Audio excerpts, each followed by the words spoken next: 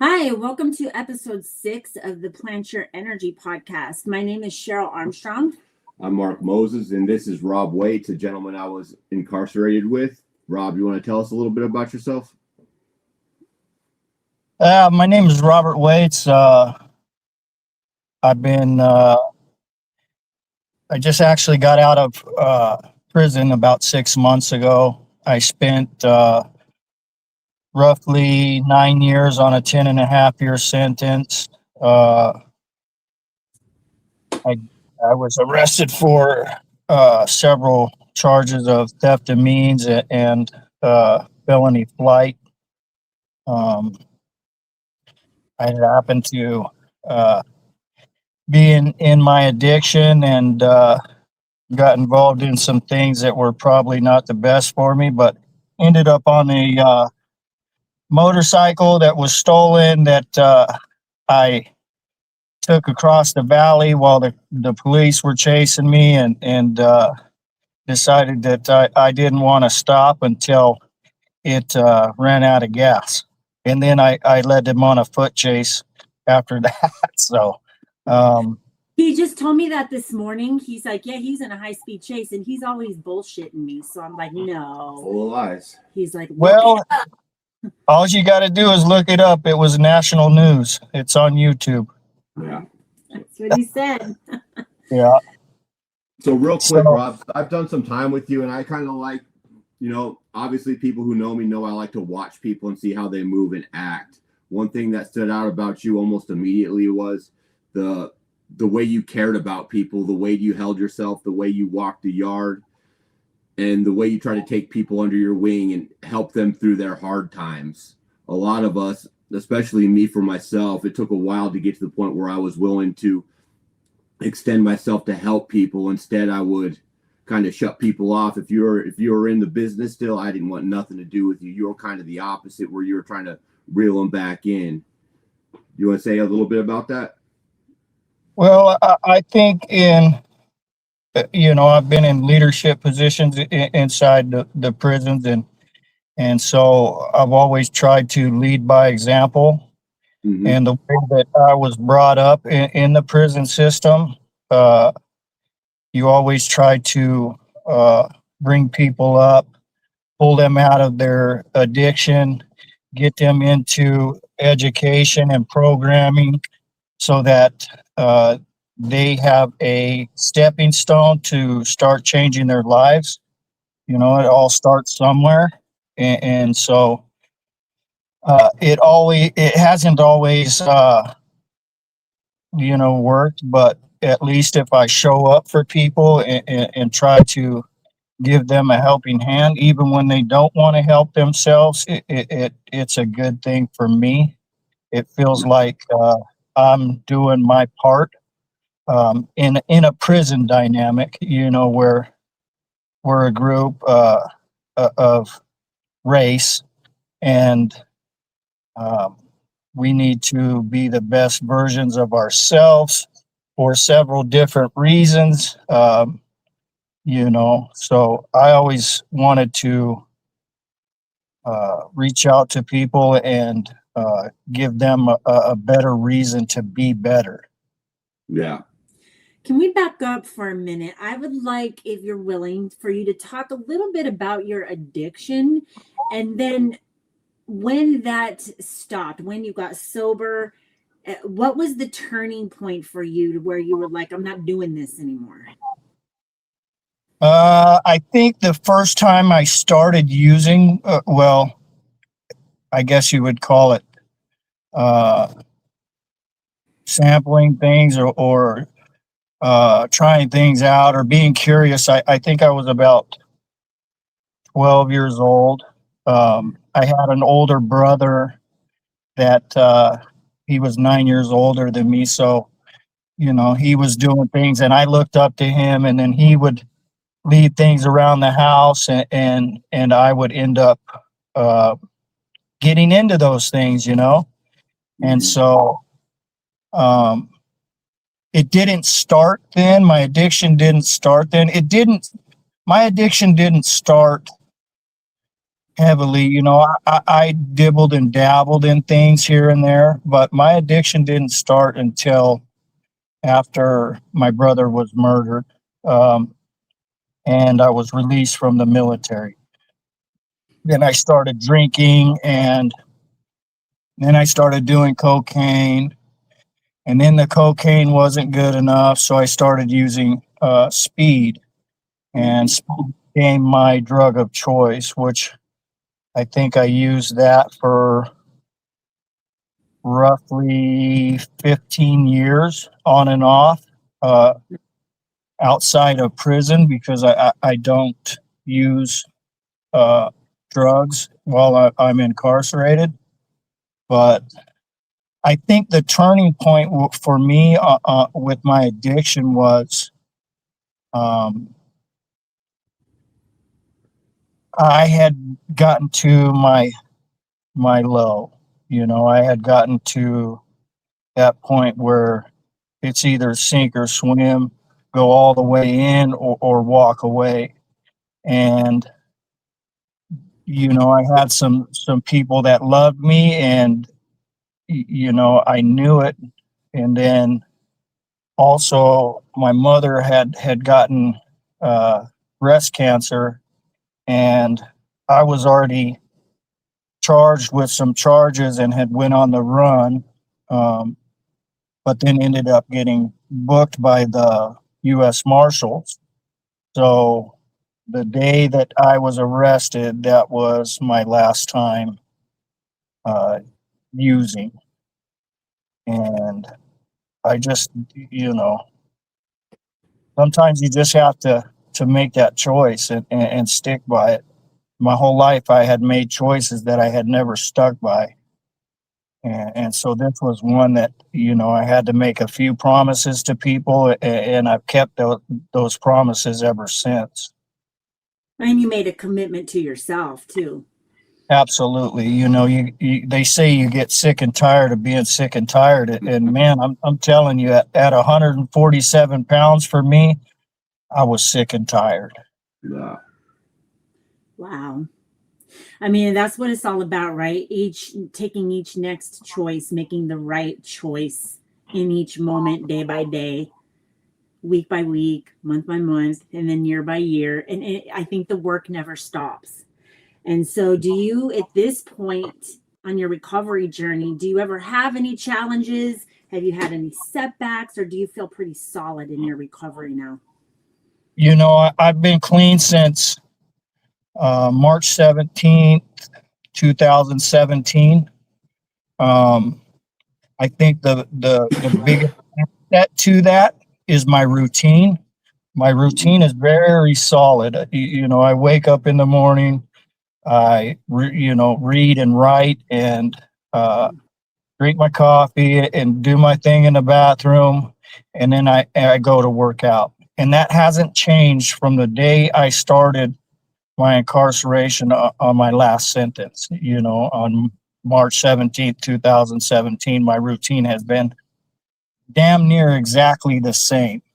And so that has been such a big thing in my life, is keeping a routine. And I haven't had setbacks getting out. Um, I haven't even drank beer, which is super important for me, because I feel like that is the gateway to back into prison. That's going to start my path right back to the yard. I believe that everybody's path is a little bit different with that. I think that sometimes people can have a beer and they're going to be fine, but there are others that know that about themselves. It's like, no, it's all or nothing for me. I can't cross that line at all, ever, not one time. And so I have a lot of respect for you having the strength to maintain that, because it's easy to step backwards with just that little baby step. So, yeah. Absolutely.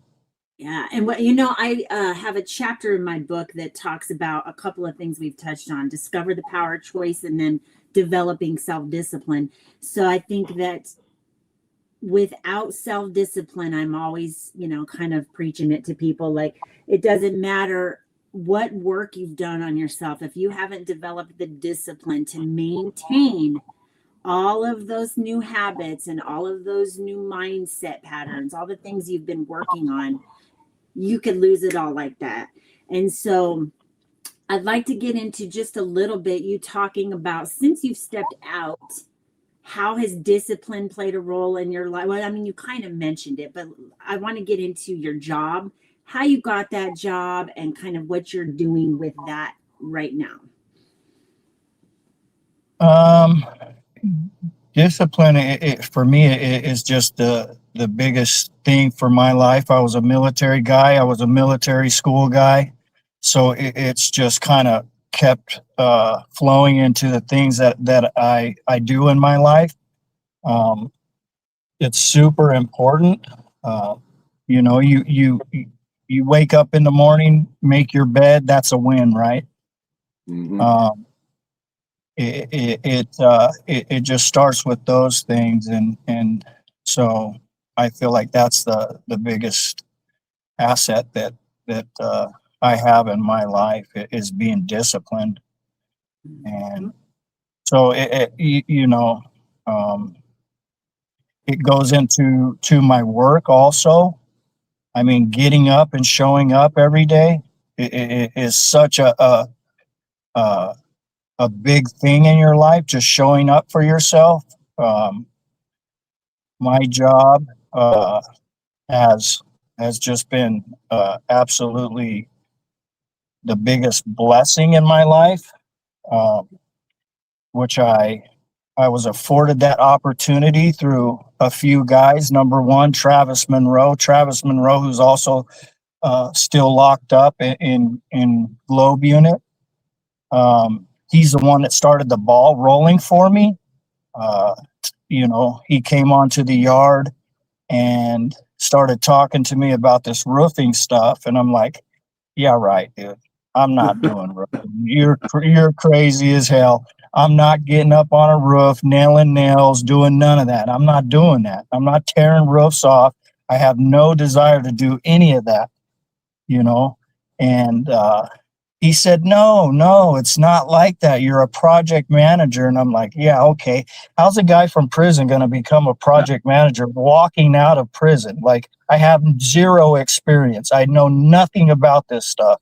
And he's like, just watch this video. And so he started showing me videos on his tablet. And then he's like, matter of fact, there's a course on this Adobo app that we have on our tablets. Why don't you take the course? And I'm like, dude, I'm not interested in this stuff at all. Not whatsoever. I had no desire to do any of this stuff. He's like, dude, just take the freaking course and it'll change your mind. I promise you. So I watched this course, and it's called From the Yard to 100K. And it's got a dude on there. His name's Adam Trenier. And Adam Trenier, I kind of knew from the past, but I also met him while we were on two separate yards. He was working on a fire crew at North Unit, and he would come to the fence as they were cleaning the fence area, you know, for weeds and stuff. And we started talking through the fence. So that's how I met Adam Trenier. And then I saw him on this course, and I was like, dude, I know this dude. And so he started talking, and it piqued my interest. And I'm like, well, if this dude can do this stuff, I definitely can do it, because I know his background. I knew his background. We have the same background: drugs, crime, blah, blah, blah, you know, not to get too far into it, but, you know, we were both screw ups, and he was doing something that was just insane, like him and a core group of other guys. And man, they were out there killing it. So I took this course, and then eventually I started getting on the phone with these guys, and I got on the phone with Adam, and Adam would take time out of his day and talk to me about stuff, you know, more so about addiction and being a better person. And then I got on the phone with a guy named Drew Nyertz, who's also involved in Pro West Roofing, and he had happened to be going to a birthday party for someone, but he took the time out of his day, at that birthday party to talk to me about the job, which that to me said a lot about his character, and it was something I had to be a part of. If this dude was going to take his time or take the time out of his day to talk to me when I'm in prison, and I mean nothing to him, he's out there killing the game in the roofing industry. Like, how could I pass that up? He just opened his arms up and he's like, whatever you need, we'll help you. As soon as you get out, call me. I'll have somebody there to pick you up, take you to work, get you going. And I'm like, all right, I'll definitely give it a shot. And as soon as I got out, I had a couple of days where I had been at home and stuff like that. But the next Monday, which was 3 days after I was released, I was picked up by a guy named Jeremy Campbell, and he started my career in roofing. We were side by side for quite a while, and him and another guy named Joey Anderson just kind of took me under their wing and taught me everything. And man, it's just been such a blessing in my life. It gives me a purpose.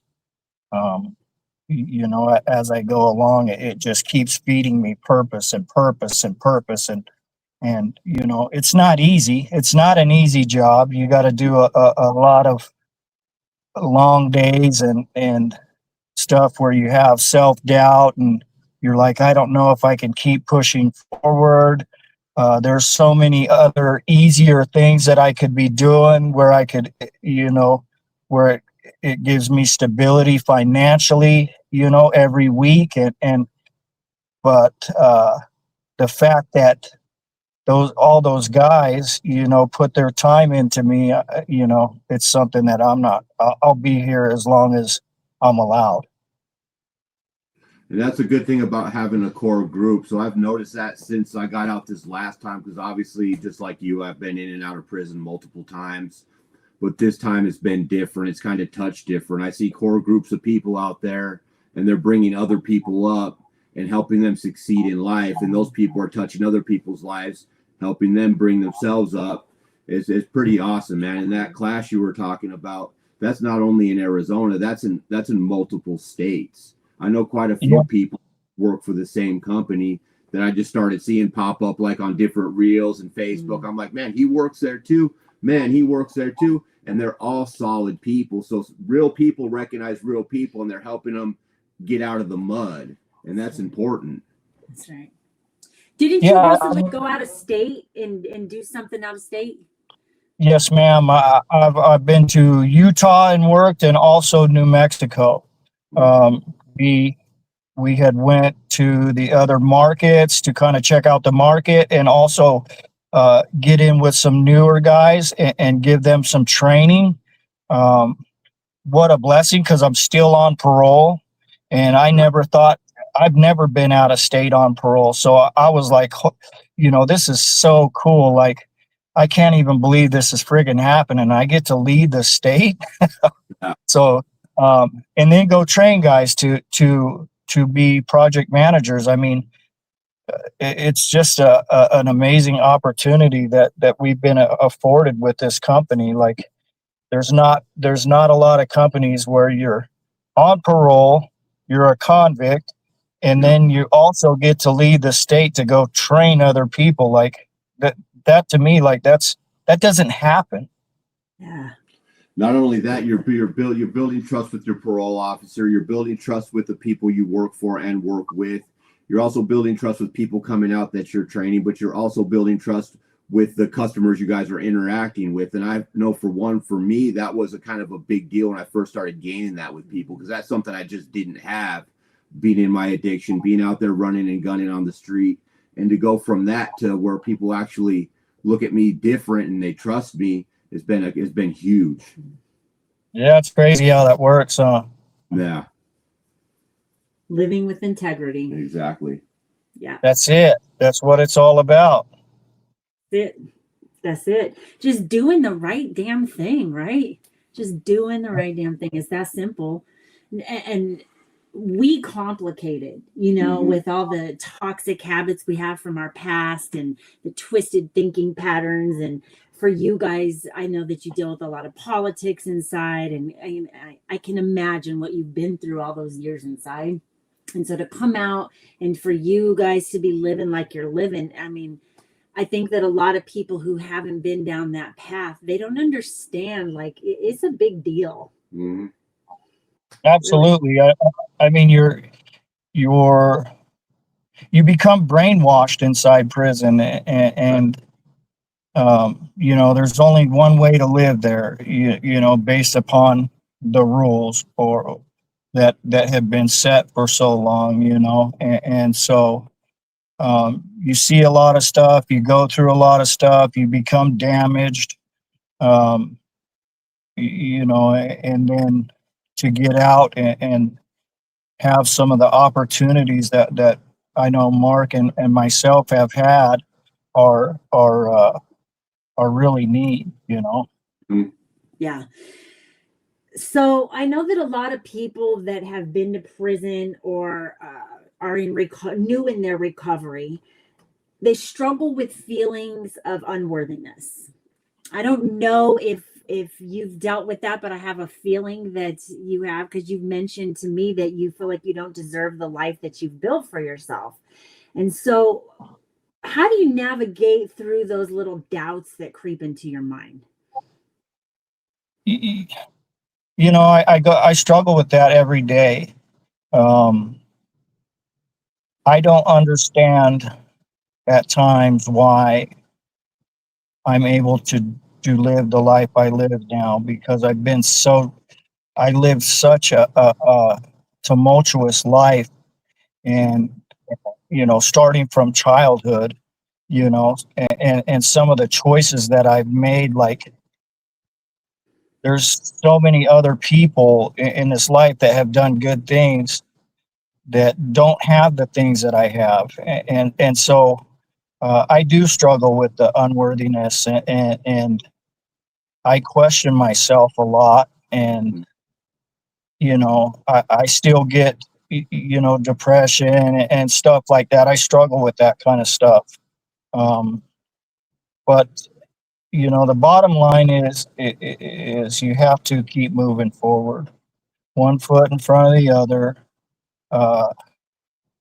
and just understand that what you're doing is a result of the commitment that you've made to yourself.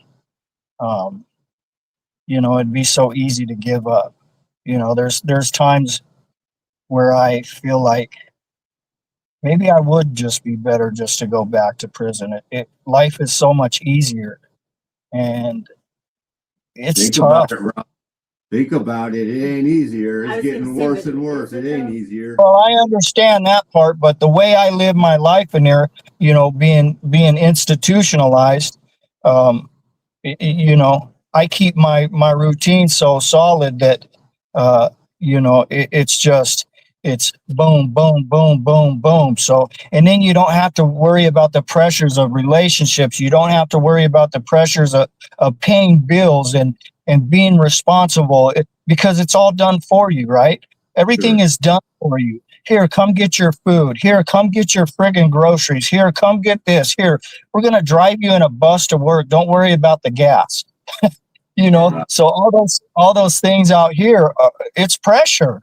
It's like, holy cow, I got a $1,388 truck payment a month, and sometimes I get scared about that. I'm like, oh my God, how am I going to do this? and you know, fortunately, you know, the job that I have, the position that I have, it pays very well. So, but even still, like I get freaked out about all the little stuff, and I don't feel like I deserve this truck. I don't feel like I deserve my Harley. I don't feel like I deserve to have another truck sitting in my driveway. You know, like I don't deserve people to be nice to me. You know, because of the person that I used to be. So trying to accept me for where I'm at today is sometimes difficult. So how do you keep working on that? You know, I have some really good friends, and they continue to push me. You know, within our group, our team, you know, I'll get a text message at 5 a.m. saying, "Hey, man, I hope you're doing well. I want to wish you a great day." And that extends, you know, to guys that work with Mark himself, you know, and other people outside of my work and stuff that I've built a relationship with. That, you know, it's become a relationship of positive motivation for each other. You know, hey, just checking in with you, want to see how you're doing, you know, and those little things are super important to me, because for so long in my life I pushed people away, and so I have these people that, you know, they reach out to me and they're constant with it, and they're just, you know, just feeding me tidbits of motivation and positivity, which helps me tremendously. That is a gift, and I'm glad that you recognize that. So for just to share something a little personal here, because that's what I was thinking about as you were talking, is I know hundreds and hundreds of people. I know a lot of people. I have a really big network. And I could count on less than one hand how many people do that for me in my life. Of all the people that I know, there are very, very few who reach out to me just to say, "Hey, I just want to check on you. How are you doing?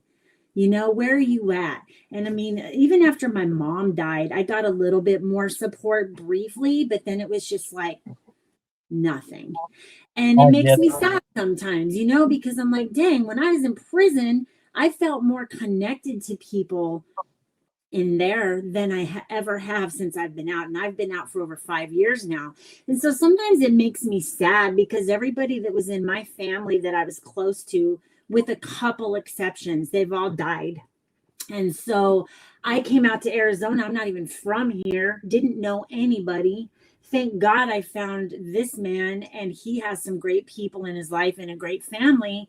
And now they're my friends and family, because I feel like, and I have a lot of people that I love in my life in Colorado, but they don't talk to me and I don't talk to them either. So it goes both ways. I think that everybody gets so caught up in their lives and what they're doing every day, that mindfulness just isn't present. And so for those of you that have it, recognize that as a true gift to have, because I miss that.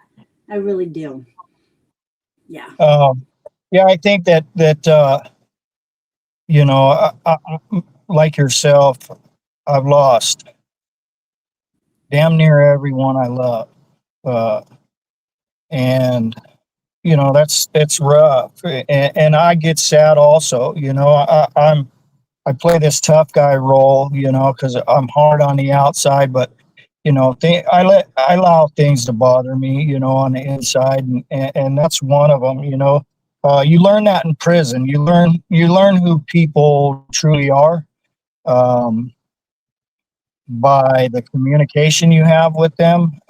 You know, whether it be through letters or phone, or you know, you only get a core group of people, and mostly the ones that stick by you are the ones that have been through the same situations that you have.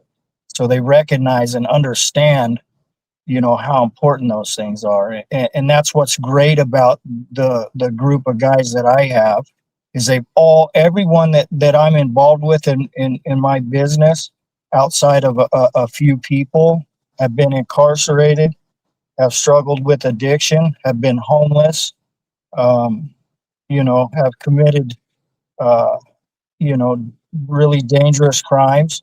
But they understand, and they've been through a lot, and they know the importance of a check-in every morning. Hey, how you doing?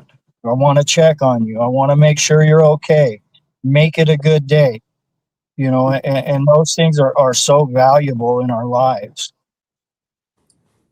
I always talk about how the little things are the big things. And it's a huge concept for me. And I had to learn that during my 26 years in prison. You have to look for the little things in there, something to put a smile on your face, something to give you a sense of peace in your heart, something to tame all the dysfunctional ass thoughts that are constantly running through your mind because you're surrounded by toxicity. And so, I used to force myself to practice gratitude every morning.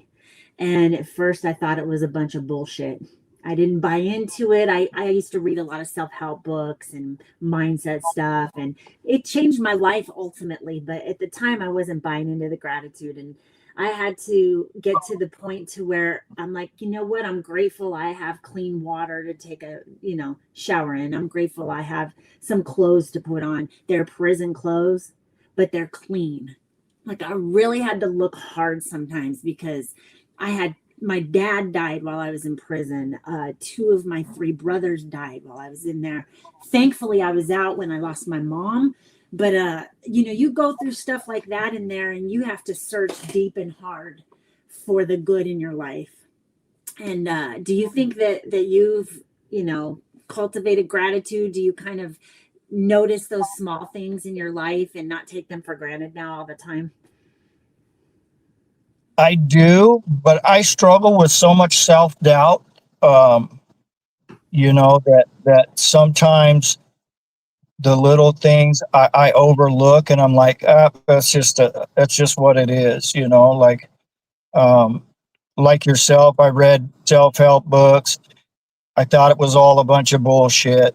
Like, these people haven't gone through what the hell I've been through. They don't know the depths of my trauma. They don't know the life that I lived. How can you be grateful for anything, especially when you've lost everything? If that makes sense. So, mindset. I mean, just trying to change your mindset when you've lived in negativity your entire life because of the things that you've been through, it's tough. I mean, it's a challenge for me that's an understatement. That is tough, right? Like, it takes years and years, and you're still a work in progress. We all are. I mean, yeah, I mean, my heart has been so broken throughout my life. I learned to hate everything. There used to be a guy I could remember my last sentence, and he used to always tell me he was doing a 25-year sentence, and he would say, Robbie, look at that sunset. Man, that sure is beautiful. And I tell him, Jeff, I don't give 2 shits about that sunset. I don't, that's outside of this fence. All I care about is what's inside this fence. I could care less about the beauty in that sunset. And he'd say, one day you're going to realize how important that is. So then I got to move forward to my next sentence, and I'm damn near in the same place, same sunset, just a different yard right next door to the other one. And I catch myself looking at it, and I would go, damn, he was right. And I'd say, damn you, Jeff, you got me on that one. But, being grateful for things it has been tough in my life. I don't take things for granted. Everything that I do have, I've tried to work for. And, like you said, I'm a work in progress. I think for me, pushing others is what creates that gratitude. I mean, service to others is such a big thing. And I've done my best to help people to not have to live the life that I've lived.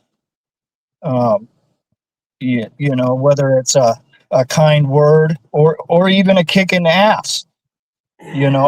Yes, I've needed.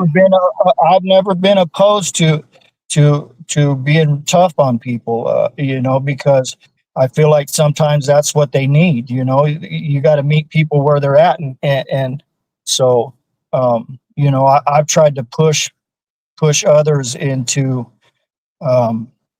doing something different and seeing the good things in life rather than all the bad, even when I can't see it myself sometimes. Yeah, absolutely. You know what I was thinking as you were sharing all of that is you were saying, like, I don't give two shits about that sunset, and you're reading these self-help books and they don't know the trauma you've been through. And that's actually kind of how I felt myself when I was inside. Like, how can you be happy when you have created, and I took responsibility after a number of years, like I created my reality, that's on me. But how can I be happy in here? And I mean, I could have died in there if I hadn't been a juvenile and the laws hadn't changed. I would have been sitting in prison probably pretty much for the rest of my life. So I'm one of Right. the lucky ones that got out. But what drove me to create Plant Your Energy was just what you said, because I feel like so many people, all the convicts in the world, we all probably have that sense of, well, you can't understand what I've been through if you haven't walked that journey. And that's what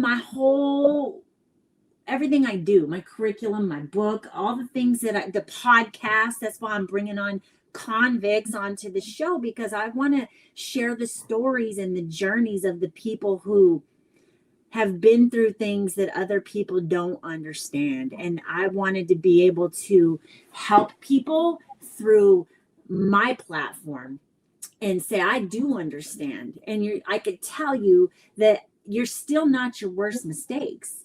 You still need to believe in the good in life, look for the good in yourself, and give yourself some damn credit. And so I hope that you keep doing that. And so, in wrapping up today, I want to ask you, as I ask everyone, how are you going to continue to plant your energy moving forward?